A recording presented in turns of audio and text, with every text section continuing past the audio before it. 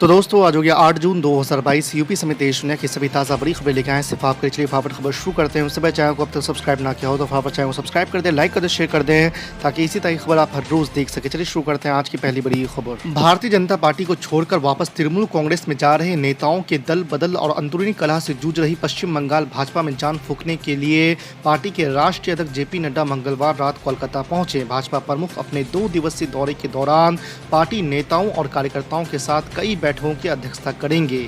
आपको बता दें कि भाजपा के सूत्रों ने कहा है कि यह दौरा ऐसे समय में महत्वपूर्ण है जब पार्टी अगले साल होने वाले पंचायत चुनाव से पहले खोई हुई जमीन को फिर से हासिल करने की कोशिश कर रही है। भाजपा से निलंबन पर पहली बार बोली नुपुर शर्मा, संगठन में पली बड़ी हूं, पार्टी के फैसले को स्वीकार करती हूं। आपको बता दें कि पैगंबर मोहम्मद साहब के खिलाफ अपमानजनक टिप्पणी को लेकर पार्टी प्रवक्ता के पद से हटाए जाने पर भारतीय जनता पार्टी की पूर्व प्रवक्ता नुपुर शर्मा ने कहा कि मैं पार्टी के फैसले का सम्मान करती हूं और इसे स्वीकार करती हूं। उन्होंने कहा कि संगठन में पली बड़ी हूं और इसके फैसले को स्वीकार करती हूं। मनी लॉन्ड्रिंग मामले में गिरफ्तार दिल्ली के स्वास्थ्य मंत्री सत्येंद्र जैन की मुश्किलें बढ़ गई है। ईडी की छापेमारी में सत्येंद्र जैन और उनके करीबी के घर से भारी मात्रा में कैश और सोना बरामद हुआ है। आपको बता दें कि सत्येंद्र जैन फिलहाल ईडी की हिरासत में है। बताया जा रहा है कि ईडी को सत्येंद्र जैन और उनके करीबी के घर से 2.82 करोड़ रुपए कैश मिले हैं। इसके साथ ही 1 किलो से ज्यादा सोना भी मिला है, जिसमें 133 सोने के सिक्के शामिल है। इस मामले में आगे की जांच जारी है। कांग्रेस नेता राहुल गांधी ने दिवंगत पंजाबी सिंगर सिद्धू मूसेवाला के परिजनों से मुलाकात कर राज्य की आप सरकार पर जमकर निशाना साधा। आपको बता दें कि राहुल गांधी ने मूसेवाला के परिवार से मंगलवार को उनके पैतृक गांव में मुलाकात की। राहुल गांधी ने कहा है कि मारे गए सिंगर के माता पिता जिस दुख से गुजर रहे हैं उसका वर्णन करना मुश्किल है, लेकिन ये सुनिश्चित करना कि उन्हें न्याय मिले ये पार्टी की जिम्मेदारी है। राहुल गांधी ने पंजाब में कानून व्यवस्था की स्थिति को लेकर राज्य की आम आदमी पार्टी सरकार पर निशाना साधते हुए कहा है कि प्रदेश में शांति बनाए रखना उसके बस की बात नहीं। नरसिंहानंद सरस्वती ने फिर दिया विवादित बयान, माहौल बिगड़ने के डर से गाजियाबाद प्रशासन ने भेजा नोटिस। जी आपको बता दें कि दासना देवी मंदिर के महंत यति नरसिंहानंद सरस्वती ने एक बार फिर विवादित बयान का वीडियो सोशल मीडिया पर वायरल हो रहा है। इसमें वो आगामी 17 जून को दूसरे संप्रदाय के धार्मिक पुस्तकें लेकर दिल्ली की जामा मस्जिद पर जाने की बात कह रहे हैं। इस बयान पर संज्ञान लेते हुए गाजियाबाद पुलिस प्रशासन ने नरसिंहानंद सरस्वती को नोटिस जारी किया है। भारत के सबसे लंबे स्टील ब्रिज महात्मा गांधी सेतु के पूर्वी फ्लैनेक का उद्घाटन सीएम नीतीश कुमार और केंद्रीय मंत्री नितिन गडकरी ने मंगलवार को किया। इस मौके पर केंद्रीय मंत्री नितिन गडकरी ने कहा कि पीएम नरेंद्र मोदी और राज्य के मुख्यमंत्री नीतीश कुमार के नेतृत्व में 2024 से पहले बिहार का रोड नेटवर्क अमेरिका जैसा होगा।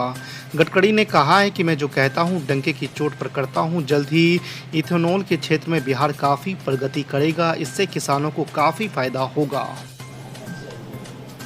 Times now English channel news channel में प्राइम टाइम पर बीजेपी के स्पोक्सपर्सन भी हैं और नेशनल एग्जीक्यूटिव कमेटी के मेंबर भी हैं। उन्होंने प्रॉफिट मोहम्मद सल्लल्लाहु अलैहि वसल्लम के बारे में अनाप शनाप बका, उनको इंसल्ट करने की कोशिश की। और एक बात आपको याद रखना है कि उस प्रोग्राम से 1 या 2 दिन पहले न्यूज़ 24 एक न्यूज़ चैनल है, एंकर मानक गुप्ता साहब है, वही अल्फाज उन्होंने दोहराए। तो ये रिपीटेशन है ये।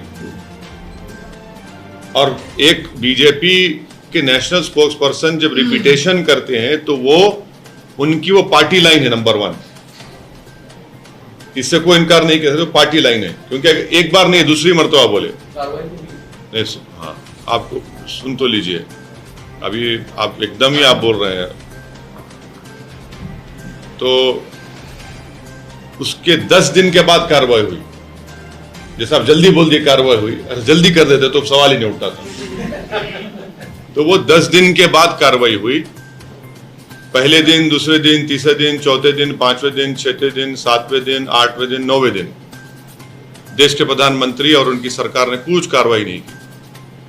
भिवंडी में उसके 2 दिन के बाद, भिवंडी में हमारी जनसभा थी, उसमें मैंने अपने स्पीच में यह कहा कि हम देश के प्रधानमंत्री से रिक्वेस्ट करते हैं कि आप देश के प्रधानमंत्री हैं, आप हर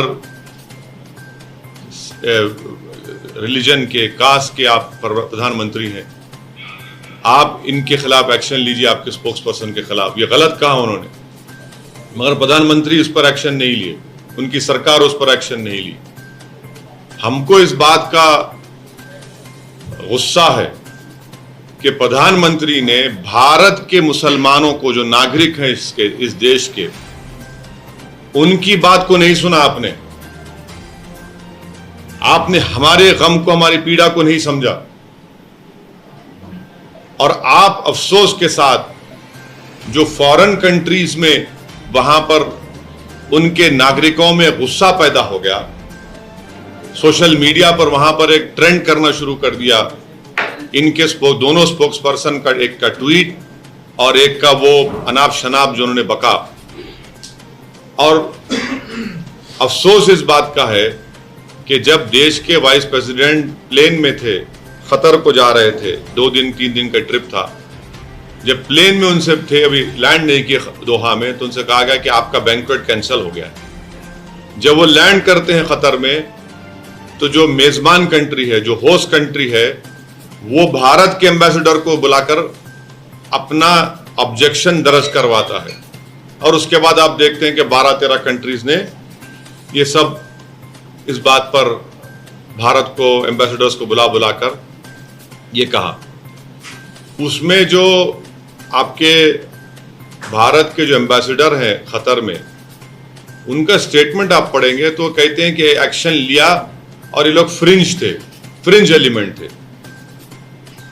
आप बताइए कि कोई नेशनल पार्टी का, रूलिंग पार्टी का, जिसके 300 से ज्यादा एमपी हैं लोकसभा में, जो भारत के बहुत प्रदेशों में उनकी सरकार है,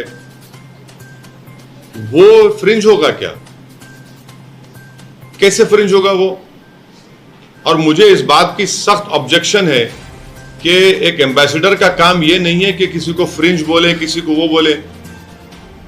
एम्बेसडर तो आता है, जैसा आपने कहा कि एमईए के तहत आता है, वो ऐसा बिहेव करे जैसा कोई बीजेपी पार्टी का स्पोक्स पर्सन है। वो चाइना में होता है, चाइना का जो सीपीपी का मॉडल है, उसमें कोई ऑफिसर अब बगैर पार्टी का बनता ही नहीं है। फिर उसके बाद आपने उनको दुनिया को और हमारे आंखों में धूल झोंकने के लिए आपने उनको सस्पेंड कर दिया, एक को पार्टी से निकाल दिया। वो आपकी नेक नियति को ज़ाहिर नहीं करता। अगर आप उनके उस भाषा को गलत मानते हैं, उनके ट्वीट को गलत मानते हैं, तो सरकार